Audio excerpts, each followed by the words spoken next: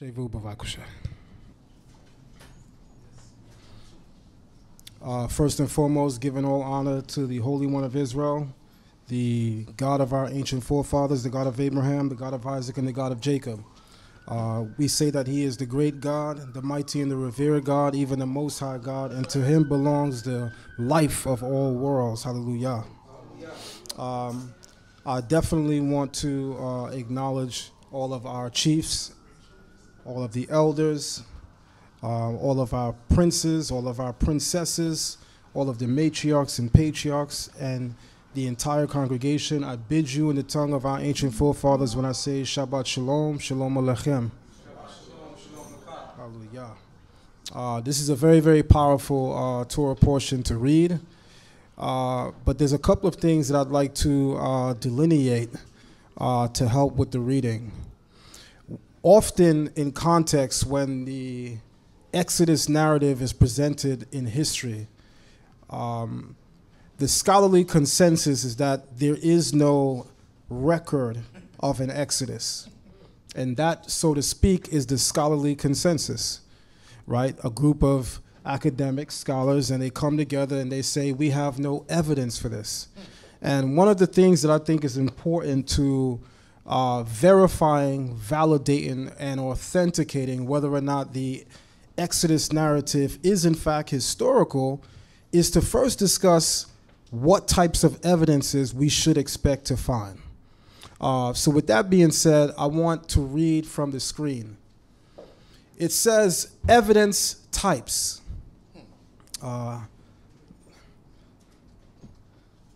43 now, so I can't read from here.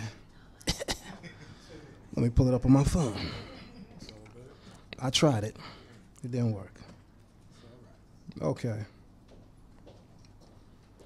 Direct evidence versus indirect evidence. Direct evidence will prove point in fact without interpretation of circumstances. So direct evidence, a perfect example of that is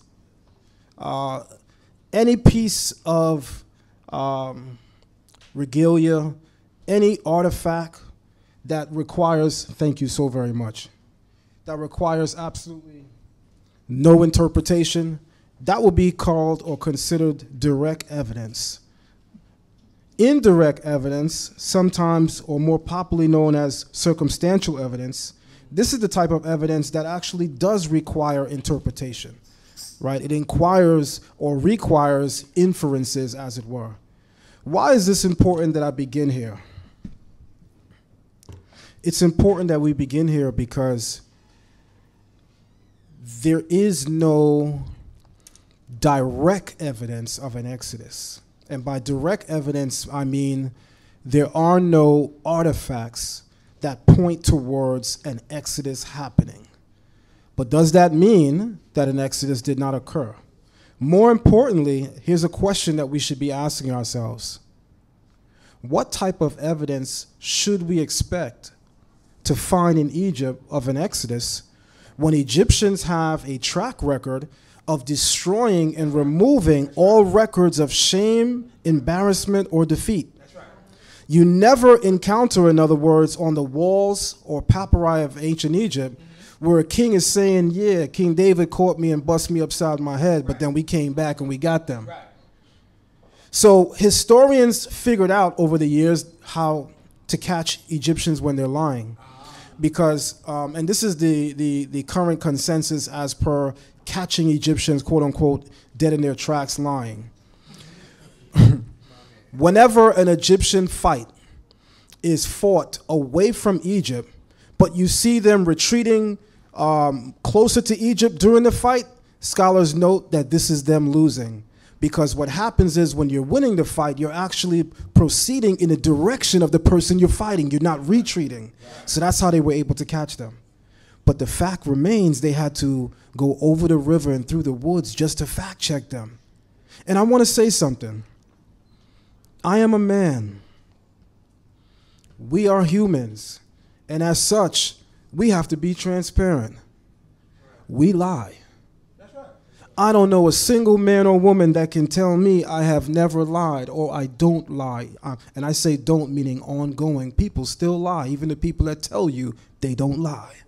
Even the people that get up and know the 10 Commandments by heart, thou shalt not lie. They lying when they say, I'm not lying. I promise you. So I say that to say, it is a human trait to have flaws. It is a human trait to be susceptible to not wanting to tell a story in its, organic state because it may reflect some weakness in me. That's human. We can understand some of these things, by the way. Sometimes people lie because the truth hurts, and that's a different type of lie, right? But I gotta say this. You gotta be an arrogant, it's the Shabbat, I can't say it the way I want to say it. But you got to be a whole different type of liar when you write a lie in stone. Because that's what they're doing in Egypt. Their records are engraved in stone. You know how serious of a liar you got to be to engrave it in stone. They say if you lie, it's best you write it in pencil. Because when the truth comes out, we're going to need to go back and erase that. With that being said, we're going to go to the second slide. To further delineate or define these direct types of evidences. And I'll read. Direct evidence in a court, or two types of evidence in a court. Direct evidence in a court is equal to eyewitness testimony, i.e., I saw her do it. I heard him say it. Eyewitness testimony, however, is considered non-physical evidence. So watch where things get interesting. Indirect evidence is equivalent to physical evidence. I was having a conversation with an academic scholar on whether or not the Exodus is a historical event. And he said to me, well, there's no hard evidence of an Exodus. And as a scholar, I'm trained to think that without the hard evidence, without the physical evidence, I can't take it seriously. At best, the only way an Exodus can be quantified is through circumstantial evidence. Me coming from John Jay College, not doing so well while I was there, by the way, not something to brag about. But there are some things I remember from that stay. And one of the things I remembered is circumstantial evidence also includes physical evidence. So what are you saying that me not having physical evidence is something bad, and at best all I have is circumstantial evidence? Do you not know that physical evidence is equal to circumstantial evidence? For instance, a cop, God forbid, stops me, and I have your chain on. That's physical evidence. It's circumstantial, though, because it doesn't prove I took your chain. Does everybody understand what we're saying? Right? So there's an interpretation that can come to validate why it is I have this chain. So it is known and understood that physical evidence is still not concrete enough to convict. These are important things for us to know. So now I want to go to this. Here's a quote from a book entitled The Daily Life of the Ancient Egyptians. And the quote reads as follows. Ancient Egyptians never recorded defeats. That's on page 253. That's something we just mentioned. That's highly significant because the common sense question to ask here is, if in fact an exodus occurred and Egyptians have a history of removing defeats, then what type of evidence should you expect to find? You would not expect to find direct evidence because they would have removed all traces of such. Now, is this just conjecture on the part of a biblical theologian such as myself who earnestly wants an exodus to happen? Maybe. So let's go into being transparent and being objective. Taking myself and my beliefs out of the equation, let me ask some serious questions because that's how we find truth. And I'll begin by asking this question. If the Exodus is a historical event, then we would expect that there should be some type of evidence to validate it. But notwithstanding what we know about the ancient Egyptians, that they have a record of removing it, the question now is, what type of evidence do we expect to find? And the response to that is, the type of evidence that we're looking to find certainly is not going to be direct evidence. So you're going to find, at best, circumstantial evidence. That's extremely important to begin your pursuit. Once you automatically know that, you can push to the side any direct evidence, because until there is any archaeological dig or find in Egypt to validate it as such, at best we're looking for what's considered circumstantial evidence. But I want to tell you something that you may not know. Circumstantial evidence convicts people in the court of law every single day. You better believe that. In fact, who do you think it convicts the most? Because direct evidence is usually things that you can't escape in terms of proving your guilt. And our people, unfortunately, have a track record in this country of going into the house of many doors, as my teachers used to call it, because they were wrongly convicted, accused of a crime they did not commit. Now, some of y'all in there because y'all need to be in there, and some of y'all, we hope, don't come out of there. We just gotta be honest, right? But for the most part in this country, our people can't find justice. Let's move on. So I want to talk about this for a second. There are a people recorded by the ancient Egyptians who are known as the Amu. Amu is a term used in the hieroglyphs, also known as the Medu Neter, that describes a conglomerate of Asiatic tribes. This is what scholars ran with for many years until a more invasive study came. A closer look at the term Amu comes to show us that it actually refers to the Amorites. Does anybody remember reading about the Amorites in the Bible? In Assyrian and Akkadian records, the Amorites are called the Amuru. The Amuru. And that comes into the Egypt as a loan word where they say the Amu. But at a certain junction, they begin to use this term Amu, which originally only referred to Amorites. They use it to refer to all Semitic-speaking tribes. We should be used to that, because it doesn't matter where you live in the world, white people look at you and they say, you black. Yeah. Isn't that a blanket term? Yeah. Does being called black as an ethnic designation, is that accurate? No. If me and you come from two different tribes and families, but someone addresses us both as black, is that accurate? No. What we say, same color but different kind. Don't make no sense. But this is something that has happened. And America, as we know, in many ways repeats the practices of ancient Egypt. So I want to talk to you about this people known as the Hyksos.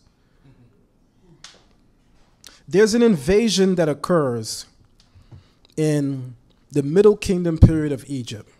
The Middle Kingdom period of Egypt, as I do museum tours at the Met Museum. I've done tours in Pennsylvania at their museum, the Penn Museum. I've done tours at the Oriental Institute in Chicago. When I do my Met Museum tours, a lot of times Chief Uzziel will accompany me and he'll document it. And we've had some amazing experiences doing such. And one of the beautiful things that you'll find in the museum is a picture of Semitic-speaking people being identified as Hyksos coming into Egypt. Some of them coming as captives or slaves, and others coming as tributaries bearing goods. Now, what's beautiful about this image is it captures the original hue and color of Semitic-speaking people. So if you look closely, I'm not sure if we can blow the screen up anymore, or we can just get it in presentation mode. Because in looking at it closely, I'm going to point out some things that is going to clarify so many questions as it pertains to the Exodus narrative. There's some basic things that are, there we go. Can everybody see this? Yeah. All right. I want everybody to notice that you can see through the various color patterns, if we look at the bottom register, those are Egyptian officials. And they have on like white kilts or white gowns. So we know that they got white paint in Egypt. Right, right. But when they went to draw the color and hue of the Egyptians, For some reason, maybe it's odd, they chose brown, a deep dark brown at that, right? Let's contrast it with the people on the above register, the people known as the Hyksos. If you look closely, and I'll give you a closer look, that is one of their leaders. If you look at his garment, he has patterns of white intertwined in his garment. If you look at his eye, you can see white in the color of his eye. So once again, they had some white paint. It is possible they ran out when they went to draw his skin color. I'm going to say anything is possible. But apparently, I'm being objective. When they decided to draw the skin color and hue of an Asiatic, it is no different than that of an Egyptian. Can everybody clearly see that? And so I've read somewhere that Moses was mistaken as an Egyptian. But I got another story for you. Because, you know, the Bible is subjective. This is what they tell us. So how do we know that these stories are really true? I mean, after all, it's written and recorded in the Bible. I mean, no scholar or theologian is supposed to take this as history, right? So there's a story, guys, known as the Tale of Sinhui. S-I-N-H-U-E. Tale of Sinhui. He's an Egyptian royal official who escapes Egypt and seeks asylum in the land of Canaan. Why does he do that? At the point that he leaves, the Egyptian kingship is transitioning. One king is coming in and one king is coming out. The king coming in don't like the king going out. The king coming in is looking to erase the people that was working for the previous king. And when I erase, I mean like the movie The Eraser. That was corny. I'm trying. So, I told you I'm honest, right? So, they were looking to kill all of the previous officials. So this individual, Sinhui, he goes into Canaan. And check out what's recorded about him. When the Canaanites see him, they immediately ask for a translator so that they can start speaking the language that they believe he's speaking. Now, mind you, the people who encounter him, they believe that he's a Canaanite. Now, we can say that there are cultural differences, but I want us to think about something. Think about the proximity of Canaan land and Egypt, and use a little bit of common sense. You would probably know and understand that cultural influences impact neighboring nation and city-states. So they probably still dress culturally very the same. In fact, you can see gods in Canaan wearing Egyptian-style crowns. And vice versa. Egyptian gods sometimes dress like Canaanites. So we know the culture was the same. So why else did they think that this man was a fellow Canaanite? But it gets more interesting than that, and this is very deep. 30 years after Sinhui leaves Canaan, he finds out that the king that sought his life is dead. And he comes right back to Egypt. And the place that he goes to are people that is familiar with him. And when he arrives there, they say, "Who was this Canaanite?" The Egyptians say to him, "Who is this Canaanite?" They mistake him for a Canaanite. That's highly significant, guys, because it shows in contrast what the Bible is saying with the historical record.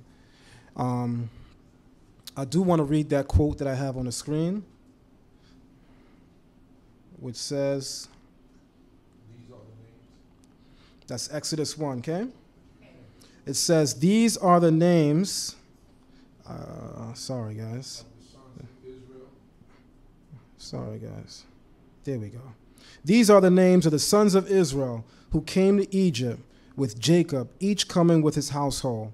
So what I'm showing you guys is there exists an archaeological artifact in Egypt, indirect evidence, circumstantial, showing the presence of Semites coming into Egypt during the same time that you find essentially the patriarchs in Egypt, namely that of Joseph beginning.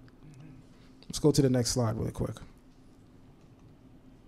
This particular Canaanite or Semitic official is found in what's called the Beni Hassani tomb relief, in the tomb of an Egyptian vizier known as Khnum Hotep II. By vizier, I mean second in command, viceroy. The Egyptian term that the Bible uses. The Bible says Joseph was second in command. Sometimes in the translation it'll say viceroy. The Egyptian equivalent, everyone take this, emir. Emir would be equivalent actually to the Hebrew and Arabic term Amir, my son's name, Amir, Amar. So the term emir in ancient Egypt denotes the second in command, the viceroy. So watch what's interesting about this. The year is between the 1800s and the 1700s BC that we begin to see a huge influx of Semites coming into the land. This is circa the same time of Joseph, everyone, so this is extremely important. If you look at that shepherd's crook, what looks like a shepherd's staff, to I'm going to guess what is you guys far right, that is a biconsonantal hieroglyph, meaning it has two consonants. That's H and K. So it means Hek, which means ruler. Then if you look to the left of it, there's like a mountain slope. That gives you Q, C, or K. That's Q, C, or K. So together you still have Hek. Then below you see a mountain range. That is a determinative for foreigners in ancient Egypt. What do we mean by determinatives? Imagine that there's a blackboard here. I'm showing my age. Imagine if there's a whiteboard. People using whiteboard in school today, right? Imagine there's a whiteboard here today, right? And I write 3.27. Somebody tell me what I just wrote. Huh? 3.27. Anybody else what I wrote? Would you guys agree there's not enough information to know what I'm talking about? Because 3.27 could be longitude and latitude. 3.27 could be my math problem. 3.27 could be 3:27, the time of day. If I put a dollar sign in front of it, are we saying $3.27? So in English, a dollar sign is a determinative. So I wanted to clarify that so you understand what determinatives are. So the mountain range is a determinative for foreigners. Now, why would a mountain range be used in ancient Egypt as a determinative for foreigners? Yes, sir. Ancient Egypt is a flat land, flat terrain, like Flatbush. That's corny. All the way flat. To the far north are the mountains of, someone help me, Mount Sinai, Arabia, the mountains of Arabia. To the far south are the mountains of Cush, the mountains of Ethiopia. So to the Egyptians, far north are foreigners and there's mountains. Far south are foreigners and there's mountains. But watch this. Because on the far south end was Ethiopians or Cushites, and Egyptians considered them foreigners. They didn't consider them their brothers. Why am I pointing that out to you? Because in the conscious community, or as we say, the unconscious conscious community, they're not awake. In the unconscious conscious community, they like to say that Nubia is the mother of Egypt, and Egypt gets its culture from them, and they had such an amazing relationship. So if you don't know, I teach Medu Neter, the hieroglyphs, and I've become a scholar in ancient Egyptian history in all periods, whether it be the Old Kingdom, Middle Kingdom, New Kingdom, or as Dr. Ben would say, the first golden age, second golden age, third golden age. Watch what's interesting about this. Egyptians had a couple of terms for Ethiopians. One term is to call them Kash, or Cush, which is what we call them. That's their ancestral name. The Bible records that. Then they call them Nub. And we like to say, I'm a black Nubian king. I'm a black Nubian queen. Ethiopians was horrified by that term. Nub is the Egyptian word for gold. And they called Nubians Nub because Egyptians exploited them for gold. Wow. Raped, robbed, and pillaged their land continually, made them slaves so that they can take their gold. No Ethiopian walked around saying, I'm a black African Nubian. They understood it was a term that denigrated them, as it were. So I want you guys to know that because you should not be saying that. There's another term even more nasty. That term is Nehisi. Guys, we have like today these devices that have like Google. You guys could use them right now. Type in Nehesi or Nehesu, Nehisi or Nehisu. It means the wretched ones. Egyptians refer to the Cushites as the vile and wretched ones, but it gets more interesting. In the period of Thutmose III, he's inscribing on the walls that he enslaved thousands of Cushite Nehisu, wretched and vile ones, and then he uses the term nap-curled black hair. He literally called them the nappy-headed Ethiopians. Are y'all hearing me? Because in contrast to Egyptians, Ethiopians had hair that was more indicative of sub-Saharan Africa, like our hair.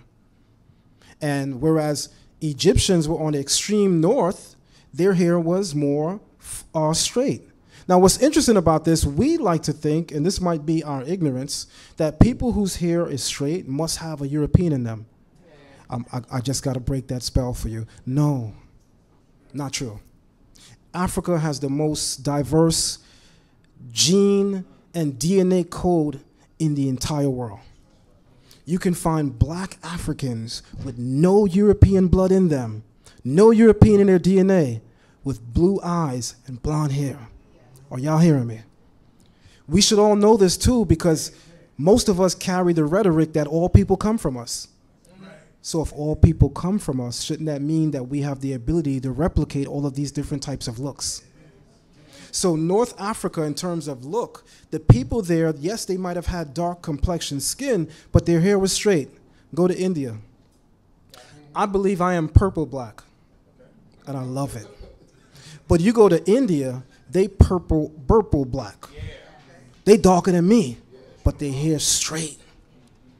I hope we understand what I'm trying to say. So this is interesting about history, but let me go on because I can be long-winded. Some of you may have heard of the term, or may have heard of the individual, a great ancestor, Sheikh Anta Diop. Anybody ever hear of him by a raise of hands? What about Chancellor Williams? Please, guys, come to the Met Museum. If you'd like to come sometime soon, I'm doing a tour within the next month to kick off, quote-unquote, Black History Month. There is newly formed a room in the Met Museum adjacent to, built into the Egyptian exhibit, known as the Sheikh Anta Diop Exhibit Museum. They have a museum within the museum where they celebrate his work. And they really show African history as it really is. An accurate timeline that we are the fathers of civilization. This is something new. No history in the world has done this, but it started right here in the Met Museum, and that just happened 7 months ago. Anyway, one of Sheikh Anta Diop's books that he writes is entitled Civilization or Barbarism. I believe that says, somebody might be able to help me, on page 58 of Civilization and Barbarism, when it comes to the Hyksos, Sheikh Anta Diop, and a renowned African scholar, he says the Hyksos are none other than the biblical Hebrews of the Bible. Why does he say this? Because of the overmounting evidence that shows a connection and parallel between the use of the term Hyksos and it being applied even to the Hebrews who existed inside the land of Egypt. That's important. But let me share this with you. The term Hyksos means Hek, ruler, Kasut, foreigner. It just means foreign rulers. So Egyptians applied it to even Nubian kings as early as the 6th dynasty. So as early as the 6th dynasty in Egypt, Ethiopian or Nubian kings are also being called Hyksos. That should make more sense when you understand history, because during the 200 and some years that the Hyksos were ruling Egypt, which is from the 1700s to the 1500s, they had beautiful relationships between the Hyksos in the north, the Semites, and the Nubians in the south. They had an alliance.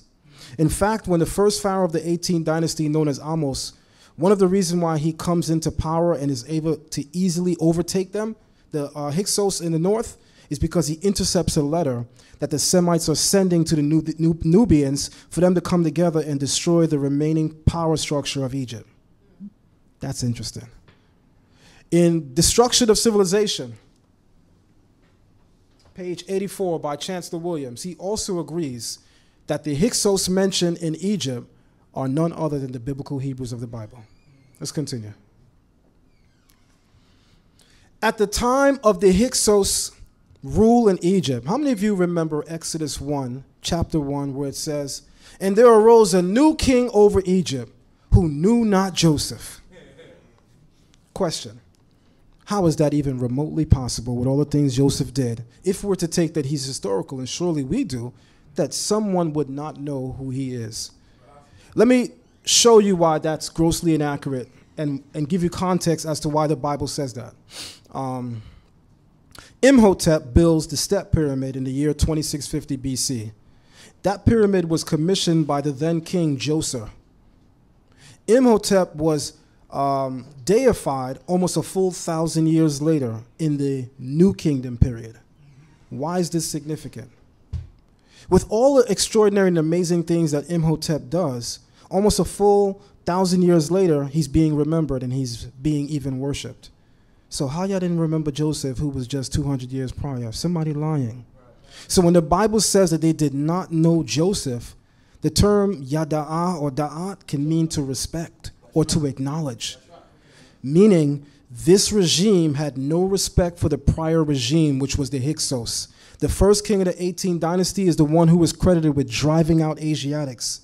Semites ruled Egypt, guys, for 200 years. That was the time when Joseph came to the throne. That's why it was easy for Joseph to become an emir, a viceroy during that period, because the people ruling Egypt during that period were fellow Semites. Hoping this is making sense for everybody. It gets more interesting when you add more historical knowledge. During the period of the Hyksos, there's something called a scarab in Egypt, which is what you're looking at here, and that's an actual artifact in Egypt. One of the scarabs found from the Hyksos period bears the name Yaakov-Her. The H in Medu Neter is equivalent to the Hebrew Aleph, and the R in Medu Neter is used by Egyptians to represent the L sound because ancient Egyptian language does not have a consonant for L. So they use the consonant for R. Where are my linguists? I don't want to be gross, but I want you guys to do something. What do you think is the difference between the L sound and the R sound? I want everyone right now to say L, L, L. Doesn't your tongue start from its normal position and has to move up to say L? Now I want everyone to say R. Didn't your tongue go down? So the difference between an L sound and an R sound is simply the movement of your tongue. If your tongue goes up, you're saying L. If it goes down, it's an R. That's why the Egyptians used the R hieroglyph to represent an L, a sound that they never had because it represents and it meshes perfectly linguistically to use it because it's pronounced from the same part of the mouth. That's just linguistics 101. So the R is equivalent to L, so it literally says Yaakov El, or i.e., the God of Jacob. Now, scholars who notice this say, so, because we still know that Bible ain't real. So this just represents some Semite during the Hyksos period that was given the name Jacob. No, it don't. Guys, how many Abrahams you found in the Bible? You guys gonna love where I'm going with this. How many Abrahams you find in the Bible? One. How many Jacobs you find in the Bible? How many Moses? How many Aarons? Why? The names given to every patriarch is unique to some experience they had, their mother had, or their father had. It's not like today where I'm going to call you Joseph because that's my grandfather's name. Look in the Bible. Names were not repeated. They were all unique to the person and people involved in the creation of this child. The term Yaakov means he who grabs at the heel. Who else would get that name except someone that had that experience? I'm hoping I'm making sense. So we know that this name could not belong to anyone other than Jacob because it's a very unique name and description. But let's continue. No less than 27 scarab seals attest to Yaakov-Her. 3 are from Canaan, 4 from Egypt, 1 from Nubia, and the remaining 19 are of unknown prominence. Wow. Whoever this Jacob guy is as a Semite, his name rang bells. But I thought they said a new king arose who knew not Joseph. But y'all know his pops a whole lot. Somebody lying. A new king, right? Wayacham melech chadesh al Mitzrayim asher lo yada'a yet et Yosef. And a new king arose over Mitzrayim who did not know Yosef. Now, again, the term lo yada'a, does everybody see the makef, that dash between the lo and yada? That is doing what? It's acting as the equivalent of an English hyphen. It's bridging the two together to make them actually one statement, right? The thought implicit here is that this is not really the case that he doesn't know Joseph. He has no respect for Joseph and the prior regime. That's an extremely important point. Let's go on. This is the king that we're talking about, who knew not Joseph. He is the first king of the 18th dynasty, or the beginning of what's called the New Kingdom period in Egypt. His name is Amos I. He founded the 18th dynasty and completed the expulsion of the Hyksos from Egypt. He drove them out. Now, let me backtrack. I don't want you to see too much before I explain. He's walking around with a huge chip on his shoulder. Chief Uziel could tell you that in the museum, one of the things that we discuss when we're on the tour is that Amos has a brother named Kamos. Sounds familiar, right? Sounds like something black people would do. Yeah. Some of y'all got children, they name, the name sounds similar. Don't worry, I'm convicting myself too. I have twin daughters, they're 18, Sarai and Saraya. They teachers call one Sari because I made a mistake and spelled the name in the hospital S-A-R-I. I wasn't thinking, I was just happy to be a father. Sarai in English is usually spelled S-A-R-A-I. So because of me, my poor child got to be called sorry by these teachers in school. I'm sorry, baby, sorry. Because she watching. I'm sorry, sorry. She at home, you're not sorry because you're saying sorry. Don't let that go over your head. All right. Now, Chamos, who was the older brother of Amos, when you look, and I want somebody to pull this up on Google, look at Amos and Chamos, and notice that Chamos has a huge indentation in his skull, a hammer. He was the first to try to defeat the Hyksos before his brother Amos. That didn't work well for him. They drew an axe in his head, and it was so bad that it's in his skull. Literally, his skull has the impression of an axe. War of yesterday ain't nothing like today, right? Today they typing and blowing things up. Yeah. That's why you have to have respect for those warriors in the Bible that we read about. And just in general, because those people were real combatants. Battling was a serious thing. Today, we shooting from distances. Back then, face to face, hand to hand. They don't make them like they used to. Let's keep going. He used the horse and chariot technology to expand Egypt's territory. Now, watch what's interesting about this. Before the Hyksos came into Egypt, Egyptians had never seen a chariot nor a horse. Crazy. So much so that at this time in Egyptian history, early Middle Kingdom period, there is literally no Egyptian word for horse or chariot. Let's make things even more interesting. Do you know what the Egyptian word for chariot is? If you go to 1 Chronicles chapter 28, verse 18, it speaks of the Ark of the Covenant and it calls it the Merkabah. It says and he made the gold vessels and the ark for the image of the Merkabah, where the Ark of the Covenant itself is being called a chariot. Now, there's a whole significant reason why that's being called that, but that's for another time. The Hebrew word for chariot is Merkabah, rooted in the Hebrew word rakav, which means to ride. Now, what's interesting about that? That's the very word for chariot in the ancient Egyptian language because it's a loan word. In fact, when you guys were reading this morning, our beautiful sister that came up before me, she was reading from Ezekiel 29, where Pharaoh is said to be the great god of the Nile, right? In the Bible, it refers to the Nile in that passage as Yo'ir, or Yor. That's an Egyptian loan word. If you know Hebrew, you should know Yor is not no Hebrew word for water. We know what the Hebrew words use, more than one, because there are more than one. There's nuance in the Hebrew Bible. We know what the words used for water typically are in Hebrew, and it's not Yor, as was spelled there, at all. It's an Egyptian loan word, coming from the Egyptian word iteru, pronounced by Semitics as Iyor or simply Yor. So it's an Egyptian loan word. What does that also tell us? If we're using Egyptian loan words in our text, then clearly we're familiar with what the ancient Egyptians were saying. And if we're familiar with the ancient Egyptians were saying, possibly we were in Egypt to know that. Bingo. Let's keep going.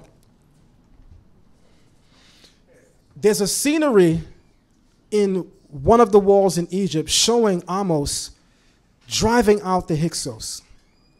Scholars say this is the Exodus. Because the only Exodus that we can account for of Semites is when Amos the first drove the Hyksos out. Now watch how that's going to pan out. I got so much to show you.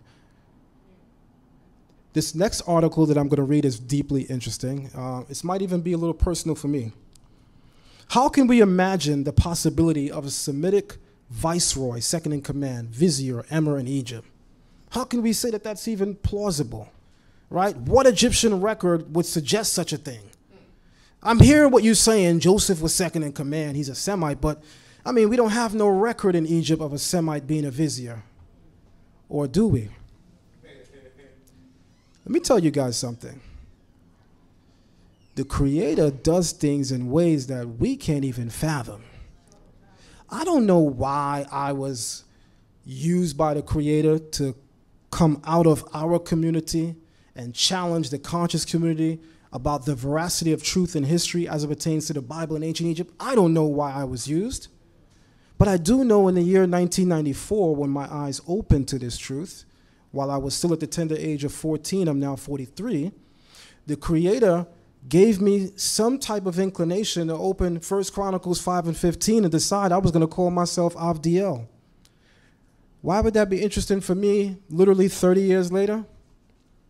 Because there's a Semitic vizier in Egypt who's actually called Avdiel. And he's Egypt's only vizier that they have on record. Interesting. Let me read this from you.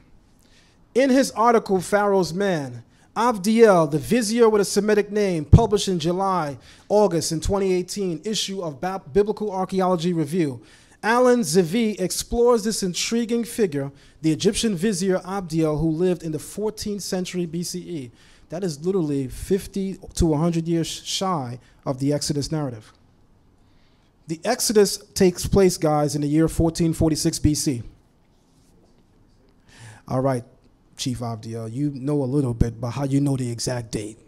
Come on, bro. Everybody open up 1 Kings, chapter 6, verse 1. Can we read from that really quick?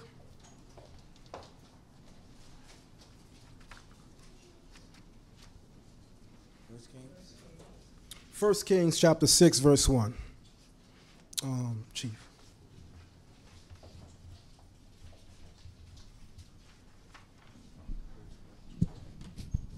Okay, that's perfect. Thanks, guys. Confirmation. We got an hour left. Yes. I'm playing 210. 210. We there? 6-1. All right. 1 Kings chapter 6, verse 1. Hallelujah. And it came to pass in the 480th year after the children of Yisrael were come out of the land of Egypt, in the 4th year of Shalom's reign over Yisrael, in the month of Tziv. Stop right there. Could you read that sentence just once more really clear for us? Not that you weren't clear the first time, but we like to solidify what you just said. And it came to pass in the 480th year after the children of Yisrael were come out of the land of Egypt, in the 4th year of Solomon's reign over Yisrael. Stop there. The 4th year of Solomon's reign is 967 BCE. I want you guys to literally open your phones. We have these beautiful devices that got Google on it today, right? The 4th year of Solomon's reign, 967 BCE. What is 480 years prior? Remember, in BC, guys, the numbers are large and they go down. Like the Bronze Age begins at about 3300 BC, and it ends about 1300 BC, and that begins what's called the Iron Age. And those ages gets their name from the type of metals and alloys that people are predominantly using. Bronze was predominantly used in that era, iron, et cetera, et cetera. And so, you ever forgot your point as you were saying something, you thought you was looking cute saying it too? Right. That doesn't work, right? All right, here we go. In 1 Kings 6 and 1, it literally gives us a time marker. King Solomon, in the 4th year of his reign, constructed the temple. And this was 480 years after the Exodus. So do the math. You go back 480 years and you've arrived at the date 1446 BCE. You should also know that that's just the Gregorian calendar that we're using today, that we say 1446. As Israelites, we need to know what our ancestors said the Israelite date was. That would be the year 2448 on the 6th of Siwan, the third month on the Hebrew calendar, the sixth day. The 6th of Siwan, sometimes called Sivan, based on the Ashkenazic pronunciation of the sixth letter of the Hebrew alphabet, but we're going to say Siwan, in the year 2448. So we as Israelites, we would like to use our date, 2448. But I need you to also know the historical date, 1446 BCE. So let me keep reading. Avdiel's name is unusual. In Egyptian, it's written as upper L. And if I can add this for you guys, the letters P and B are interchangeable in language. All right? They're interchangeable. Why are they interchangeable? In linguistics, letters are interchangeable, considered interchangeable, based on the part of your mouth that they're pronounced from. So if you say B, aren't you using your lips? Somebody open their mouth and say B without closing your mouth. So you know you got to use your lips, right? Say P with your mouth open and don't close it. So you know you got to use your lips. It's what we call a labial letter. So they're interchangeable. So his name is written in ancient Egypt as Upper El. Upper is the Egyptian way to render the Semitic word Aved, which means servant or slave. That's my name, slave of God, slave of Yah. Somebody tell me what's the Arabic equivalent to my name, Avdiel? Abdul. Or they say it in a more abridged way or more expanded way, Abdullah, servant of Allah. No, he did not just say that name on Shabbat. You better open up the Aramaic text of Daniel and see every time in the book of Daniel, starting from chapter 2, where God is mentioned, the name used is Allah. Allah. It's just the Aramaic way of saying God, which is interesting because we certainly have records from that period that when we were praying, we were certainly speaking Aramaic and we were certainly saying Allah. So I'm hoping that this is kind of taking away from some of the myth that we have inherited in thinking that the term Allah just designates an idolatrous God that was once worshipped. No, it is the Arabic way of saying God. More on that later. The second part of the name consists of the name of the god El, the head of the Syro-Canaanite pantheon. Thus, Avdiel means servant of God, and is also the generic Semitic term for God and one of the names of the Israelite deities in the Bible. This is interesting, guys. There's a historical record in Egypt of there being a Semite with the name Avdiel, of all names, serving under Amenhotep IV and Akhenaten. Let's get interesting for a moment. Isn't Akhenaten credited in Egypt as giving them what's called monotheism, the belief in one God?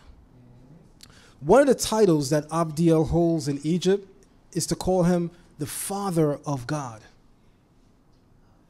Are they literally calling him God's father? No. In ancient Egypt, the king is considered God.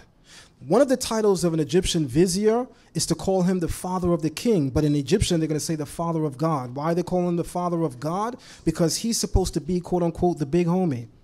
Viziers normally knew more than the person that was ruling Egypt. By the way, that's nothing new.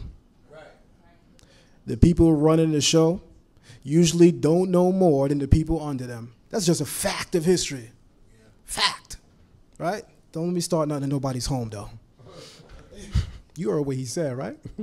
Here we go. As given that title, Father of God, that would have mean that he would have had deep influence on the Egyptian kings that he served. So I want you to notice, there's an Egyptian vizier with the name Avdiel. Why didn't he take an Egyptian name? There were many people who served in Egypt that were not Egyptian, but when they came to rank and file, they took on Egyptian names. This person remains Avdiel. Seemed to be a person who's clear on who God is. And Avdiel, El, is singular for God, right?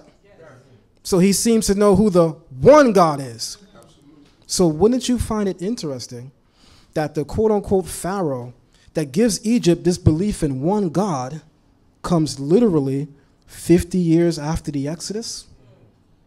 And while he's serving or serving with a Semitic vice president or viceroy, come on. I don't know a lot about math, but I know what 1 + 1 = 2. There we go. I don't want to talk about that. And he said to his people, this is the same king who knew not Joseph, look, the Israelite people are much too numerous for us. So there's a thing that I say when I'm teaching classes online. I say to my class, guys, we be reading, but we don't be reading. They be like, come on, Moray, you always with the play on words. What you saying, bro? I said, guys, we be reading, but we don't be reading. What you saying, Moray? Too often when we read the Bible, we just vicariously go through it. If we really want to understand the Bible, you got to perform open heart surgery on every letter and every word. Yeah, it's that serious. If you really want to dig into what's being said so that you can understand everything, you should dissect it on a serious level. Let me ask a general question. This is live. What does this sentence reveal historically, do you think? And he said to his people, look, the Israelite people are too much for us. The Bible is saying that this is the king of Egypt speaking, and he addresses us by name. If the Bible records that there's a king in Egypt that addresses us by name, then it's possible that there's a record in Egypt recording that there's a people named Israel that was in Egypt. We be reading, but we don't be reading. So is there such a record? There sure is. It's called the Merneptah Stela.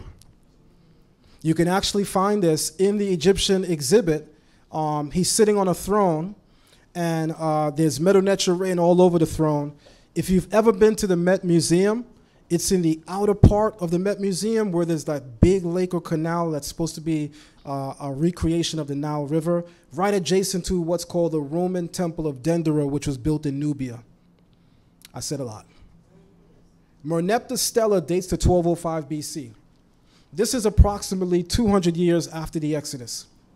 He has a military campaign in Egypt, in Canaan, to which he brags about destroying Canaanite regions. He said, I destroyed the Philistines. I destroyed the people of the coastlands. When he gets to us, he don't name a region. He names a people. He said, I destroyed Israel. Israel's seed, Israel is laid waste and his seed is no more. Also, guys, every location or region that he says he destroys, it gets a determinative for land, that same determinative kasut that we saw. But when he came to the Israelites, the determinative is the determinative for people, which are the kneeling man and the woman. This is a determinative for people. The throw stick is a determinative for a foreigner. So whatever people we're talking about, they're foreign to Egypt. And it's a whole group or tribe of people. That's why we have 3 lines. 3 in hieroglyphs represents plurality. This is the name Yisrael. The double reed leaf is a Y. This is the name Yisrael. Thank you so much, Chief. The double reed leaf is a Y. The door bolt is an S. The 2 slanted lines is a phonetic. It's an E. The mouth glyph is an R. So far we have Yisri. Why is this significant? We can add. Morey Aranya said, don't believe them people that say we speak in Yiddish. We got the proper Hebrew. How we know we got the proper Hebrew? In 1205 BC, there's an Egyptian record that mentions our name. Now, there's a glyph that can give you SH. But for some reason, they decided they was going to use the one that just gives us S. I think that's because they know we're Yisrael and not Yasharallah. You know that name y'all be seeing online that y'all you bust your belly laughing? What? I almost said it. Pray for me. Yisri, the single reed leaf is an E. This is an A. So Yisri, then you have the mouth glyph again, which is an R. But this time you have a slant under it.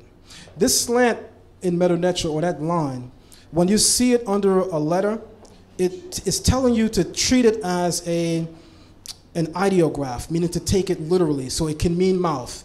Or it can mean, in this case, because it is adjacent to the foreign glyph, Don't read it as an R because it's talking about a foreign people. Foreign people have sounds that we don't have. So this is an L. Yisrael.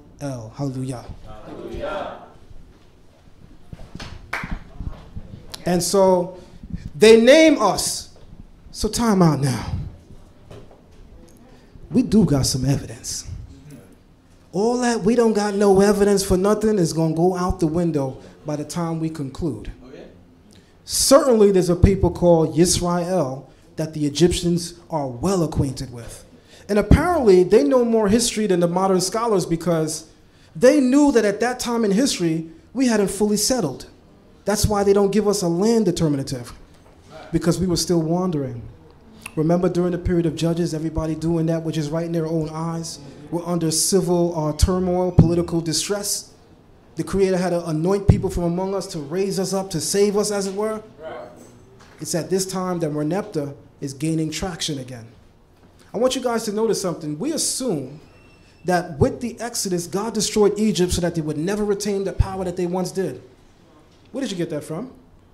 Because we literally just read, our beautiful sister just read, Ezekiel 29, where the Creator addressed the Pharaoh. He said, I will reduce Egypt. He's saying that in the era of Ezekiel, which means you should not think that after the Exodus, they never recovered. The historical record certainly shows us they did. And the Bible certainly attests that they did, because in the period of Ezekiel, the Creator is saying about Pharaoh that at this time I will greatly reduce Egypt so that they will never be what they once was. So that should be clear to you, not to hold to that previous thought. So let's keep going. In a book entitled The Oxford History of Ancient Egypt by Ian Shaw, there's something known as the Victory Stela, which is this stela. It's known as the Merneptah Stela or the Victory Stela of Pharaoh Merneptah. Contains the earliest reference to the name of Israel written in Egypt, just as I showed you. Guys, when we say something is true, we can't simply say it's true because the Bible said it. And I got to tell you guys, years ago, I was guilty of it myself. There's nothing wrong in us believing that the Bible is historical, because guess what? I know it's historical. I also believe it's historical. But those are two different types of skill sets and mentions. There are people who know the Bible is historical because they can prove it. Then there's people who hold that view as a matter of belief, meaning they can't prove it. We can believe the Bible is history, especially among one another. But when you go out in the world and you start telling people, this is a history book, and they start saying, okay, so what's the era of Abraham? Because history needs chronology. When did Abraham live? If you don't know it's 2000 BC, you're in trouble. When was Joseph? 1800 BC. When was David? 1000 BC. When was Joshua? The 1200s. If you don't know this, why are you saying the Bible's history? You mean it's history as a matter of belief, and again, there's nothing wrong with that. But when you enter a scholarly arena, you can't talk unless you come with historical credentials. I was embarrassed once. Unlike George Bush, I'm gonna get the quote right. Fool me once, shame on me. Damn, I got it wrong.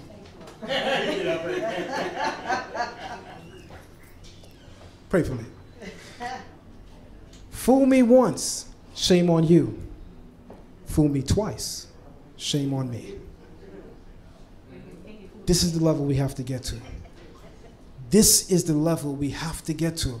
We are the curators of our own story. That's right. Nobody should be able to tell it and transmit it better than you. That's right. They got people who have no historical or ethnic connection to Israel, and I promise you, they could break down this Bible historically better than most of us in this room now.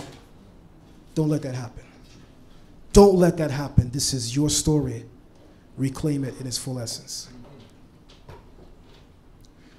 In verse 15, it says, the king of Egypt spoke to the Hebrew midwives, one of whom was named Shiphrah and the other Puah. I got a question. Is there anything that stands out historical here for you? The midwives, Shiphrah and Puah. I got something else. Because the Bible says the king of Egypt spoke to the Hebrew midwives. That means he knew that we also have another appellation. We're called the Hebrews. Is there such a record in Egypt of people being called the Hebrews? There is such a record. They're called the Habiru. In the book called Habiru, The Rise of the Earliest Israel by Gary Arthur, I have this book.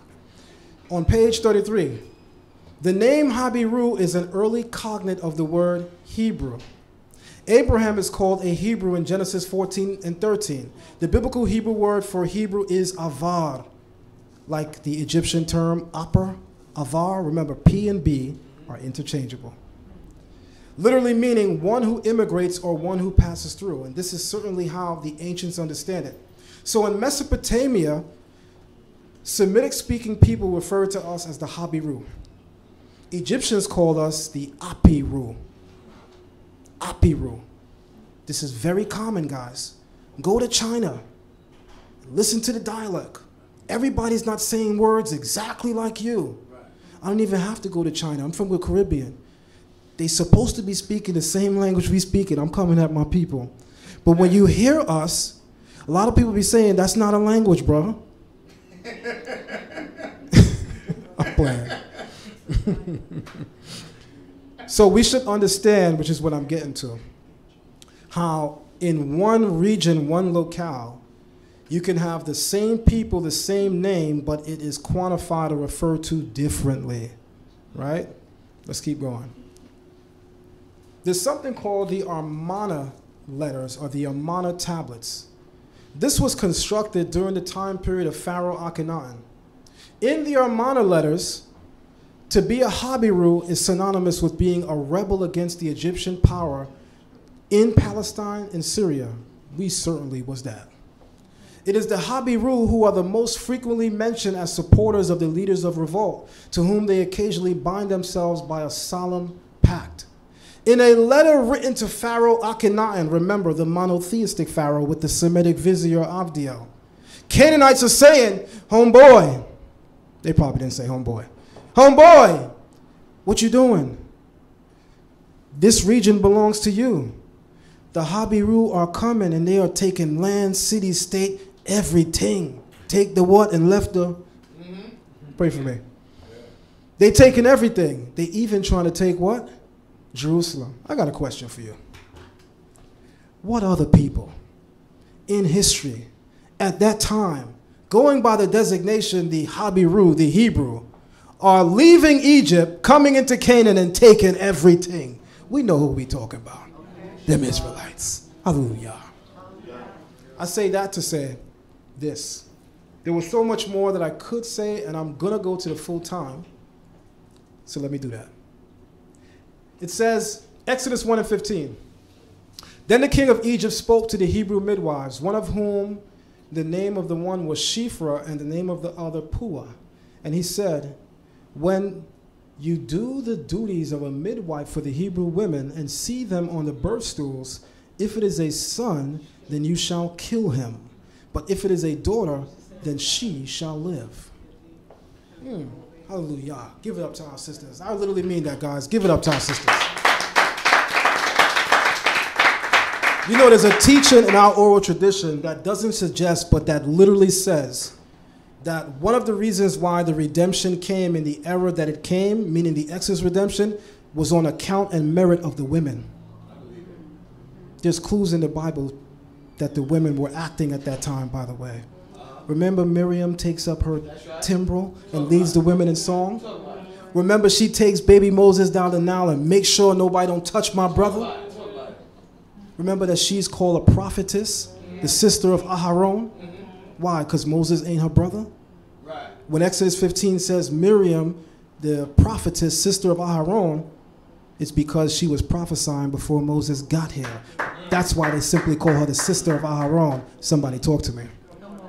That's why you would understand more now the issue that she has and Aaron has with Moses. They are both the older siblings. Numbers 12. What you mean that God's speaking with you alone? Nah, what the situation really was is he married a Cushite woman. Didn't I just show you that the Cushites and Semitic people had alliances? We was cool. So what that call, guys, in dialogue is a ploy. You ever notice that when somebody really has a problem with you, but they're too embarrassed to say what the problem is because it's really petty, they bring something else up? Yeah. That's what you're reading in Numbers chapter 12. And Moses married a Cushite woman. That wasn't their real issue.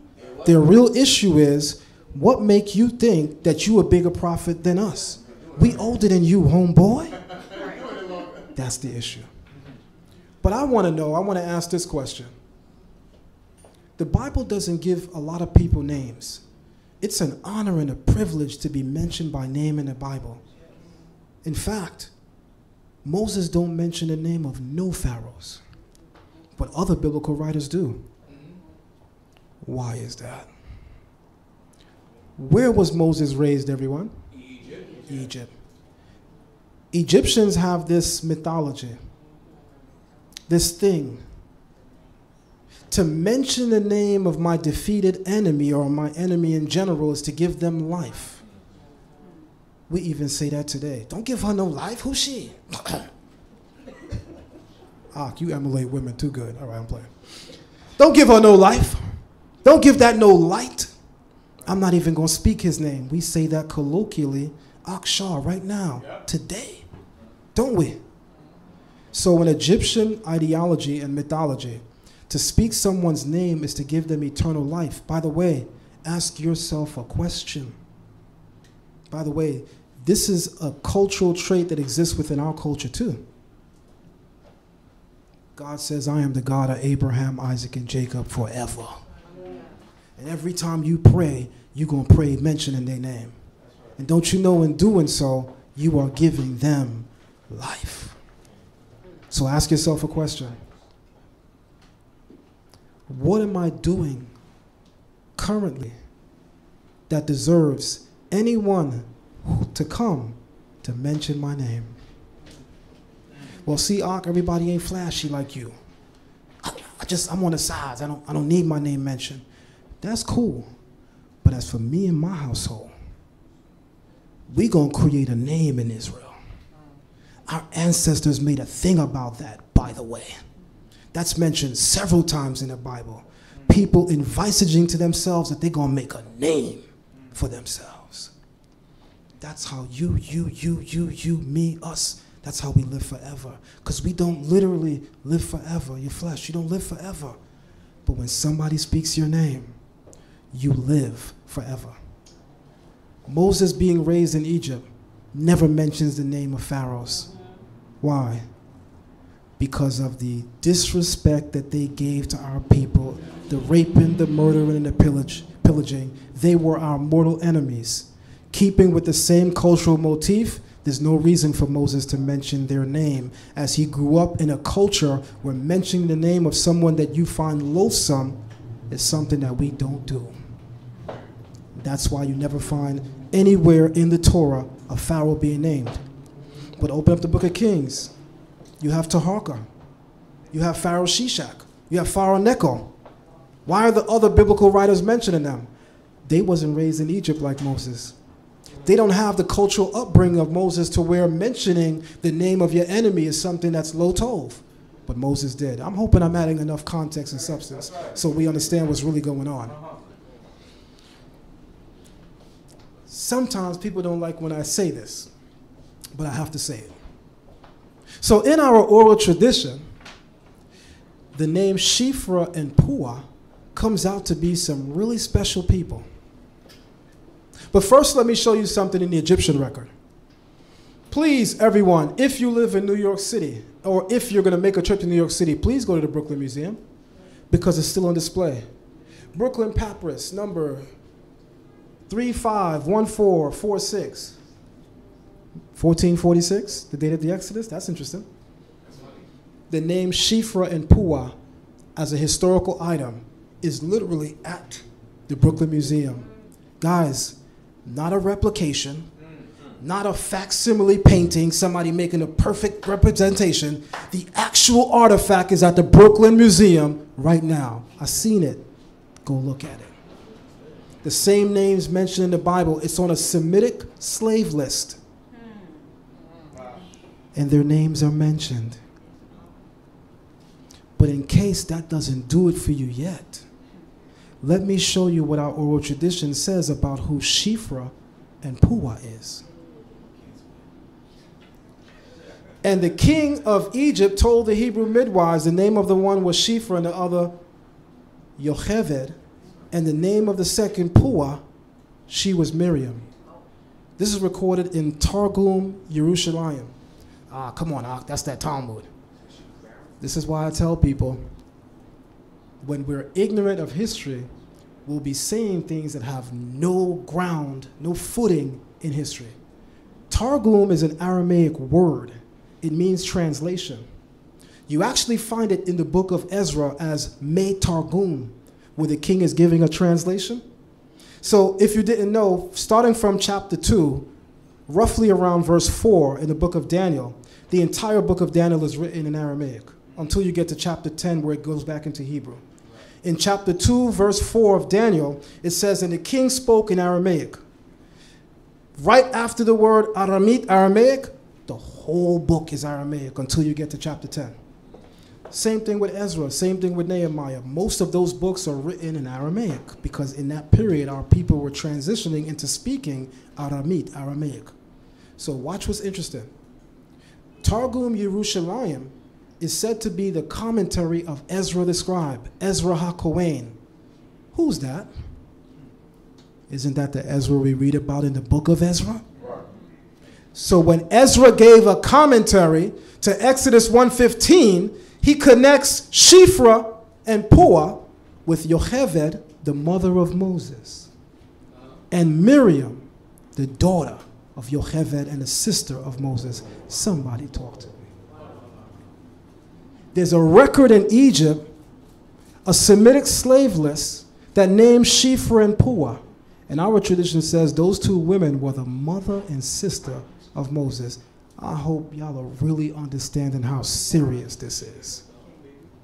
The noun Targum is derived from the early Semitic quadriliteral root Targum and the Akkadian term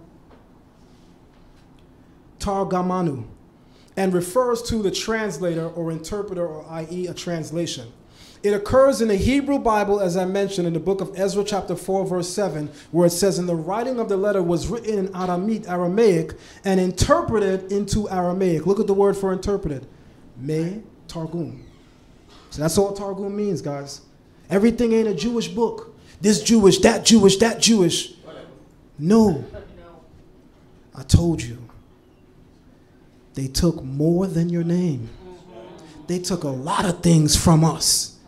But if we're not studying enough, we're allowing them to still claim some of it, and we think, no, that's theirs, and guess what? It's yours. It's yours. Let me keep going. I'm working my eyes to try to read this. Y'all thought this was for seeing? This is for coolness.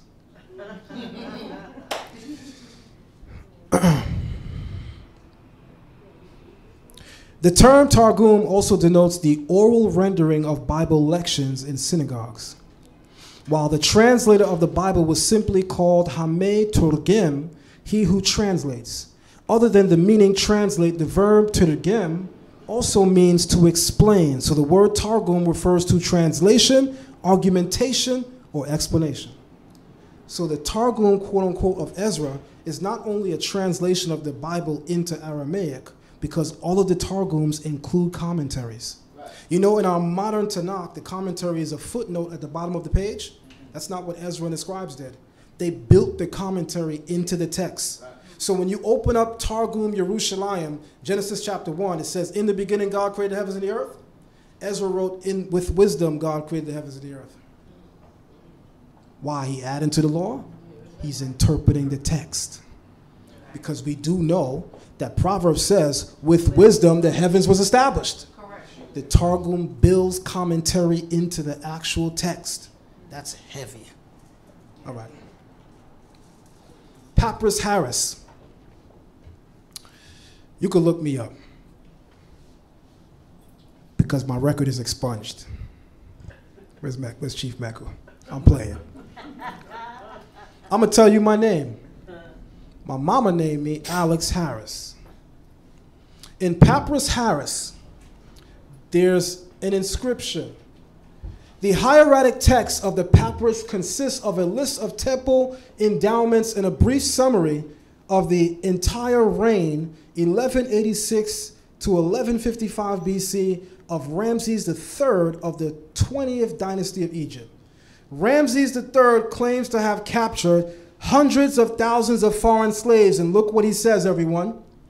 I brought back in great numbers those my sword has spared, with their hands tied behind their backs before my horses, and their wives and children in tens of thousands, and their livestock in hundreds of thousands.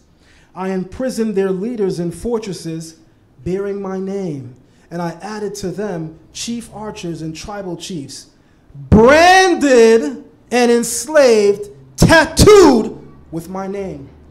Guys, when we say that America is the ancient Egypt of old, I'm going to need you to look at history. Chattel slavery and the branding of slaves that took place, America refers to this system as a peculiar system because they said there was nothing like it. But we read the Bible. We read the Torah and the Tanakh. God said, again, you go into Mitzrayim. By the way, Moreh Aranya could tell you, in Deuteronomy 28, Wehit makartem, and you shall sell yourself, right? Matter of fact, please, we're going to close there. We're going to close there. Please, Deuteronomy 28. Let's do something powerful for a second. We're going to end with a bang since I got 3 minutes left. Deuteronomy 28, verse 68. Let me show you guys something. We're going to have a crash course in Ivrit for a moment. Deuteronomy 28, 68.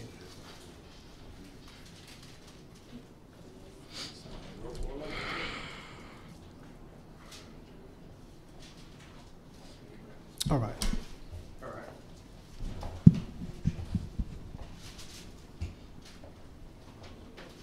And it's on you. Ready? It's on you, yes. And Yahweh shall bring thee back into Egypt in ships. By the way whereof I said unto thee, thou shalt see it no more again. And there ye shall sell yourselves unto your enemies for bondmen and for bondwomen, and no man shall buy you. Excellent. I have to say something highly significant here. And here is what I have to say. We are told that as Israelites, most of the claims, when I say we are told, I'm talking about naysayers.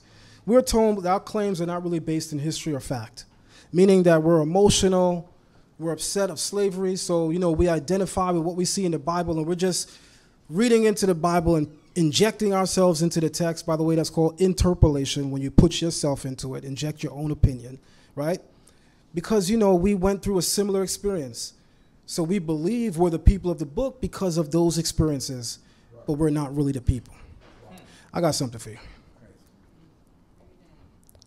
In the 68th verse of Deuteronomy 28, it opens by saying, We heshivka, Yehovah, where the verb to send or to return is placed in what's called the Hifil stem in Hebrew. The Hifil stem in Hebrew is one of 7 major Hebrew verb stems, and it's causative. It's what we call the active verb stem, but it's causative albeit, which means that the subject of the sentence is causing something to happen. Because remember, unlike other groups of, and I hate doing this, talk about our own people, but we got to sometimes just tell the truth. Yeah. Unlike other groups of Israelites, you can just guess who I'm referring to. We don't blame everything on Esau. Right. In fact, we don't even look at Esau the way you do. Exactly. I'm from Brooklyn. I was born in Flatbush. The first place I lived in is Vanderveer. Right. I know what it means when you refer to a black person as being red. That means he or she light-skinned, bro. Yeah, that's what I mean. We're not talking about no white man. But in the South, they say rednecks. Yeah, because the back of their neck be red, but the rest of their body, no, bro. The Tanakh said David was ruddy, Edom, red. So David the white man too, by your logic. Somebody talk to me. Both of my daughters are high yellow, red. The Bible said Esau came out hairy. If I show you a picture of my daughters, they cut me off today, as hairy as they was. A lot of you who've had or are a lighter-skinned Israelite, black person, quote unquote, you know lighter-skinned people typically have, or especially are born with, a lot of hair. Yeah. What am I saying that's not something you already know? So why is it our people hold to those views? But anyway, Weheshivka Adonai, Weheshivka Yehovah, and the Lord will cause you, Weheshivka, cause you, Mitzrayim. And the Lord will return you, will cause you to return Mitzrayim. That don't make no sense, the way it's worded in Hebrew. We have a Hebrew scholar in the building. We have several Hebrew scholars in the building. Where is the term El, meaning to Egypt? Because Moreh Aranya could tell you that it ain't there.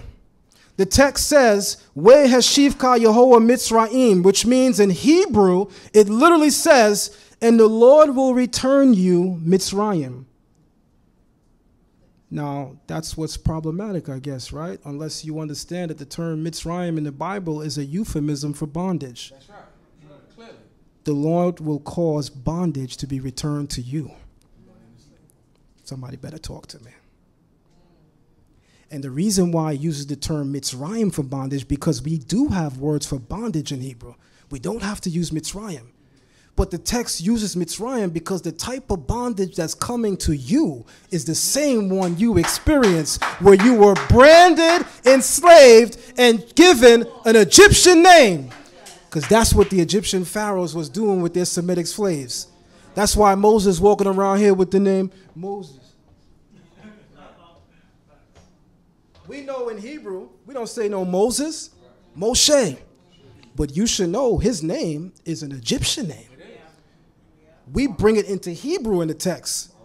Messi or Messis in Hebrew means born of. But clearly somebody mama knew not to associate his name with no God in Egypt. Tutmos, born of Jehutimas. By the way, Thomas comes from Tutmos, which is based on the Egyptian Jehutimas.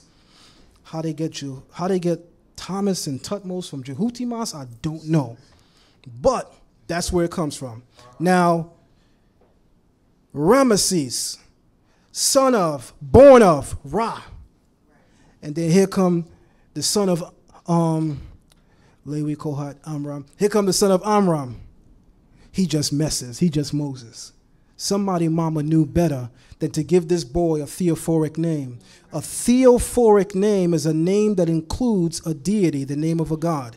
She said, nah, we're not calling him none of them Egyptian stuff. We just going to call this one Messis, born of. He ain't born of none of y'all gods. But since y'all want him to have an Egyptian name because that's y'all practice, we're going to call this one Messis. I hope y'all are seeing how powerful this is. Now, let me close with a bang. Oh, sleek out. Before we get there, I was trying to hold that. 2 minutes, sorry. 2 minutes. Please give me 2 minutes, please. Please, I'm sorry. And the Lord will bring you or return you, Mitzrayim. The Lord will return bondage to you. Ba'aniot, in ships. Moreh Aranya.